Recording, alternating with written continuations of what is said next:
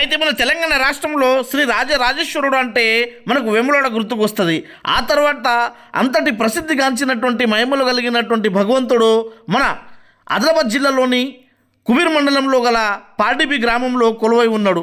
తన మహిమలతో కొన్ని వందల మంది వేల మంది భక్తులకు ఎప్పటికప్పుడు ఆశీర్వాదం ఇస్తూ అష్టాశ్వరులతో సుఖశాంతులతో ఉంచుతున్నటువంటి భగవంతుడు తేదీ 26 గురువారం రోజు ఉదయం 10 గంటలకు శివపార్వతులు గంగ స్నానం చేసి ఆ తర్వాత రాత్రి 8 గంటలకు పైడి కార్యక్రమాన్ని నిర్వహిస్తారు.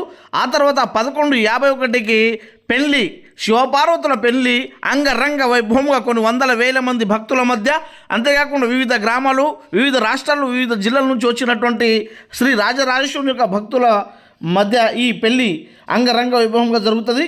దాని తర్వాత 28వ డేట్ రోజు జాగరణ కార్యక్రమం ఉంటుంది. ఆ తర్వాత మరుసటి రోజు 1వ డేట్ రోజు అంబల్ల కార్యక్రమము కని విని ఎరగని రీతిలో యావత్ తెలంగాణ రాష్ట్రంలోనే ఎక్కడ లేని విధంగా కొన్ని వందల వేల మంది భక్తులు ఆ అంబల్ల కార్యక్రమాన్ని అక్కడ నిర్వహిస్తారు. దాంతోపాటుగా అక్కడ ఈ బోనాల కార్యక్రమాన్ని కూడా అక్కడ శివపార్వతులకు నిర్వహిస్తారన్నమాట.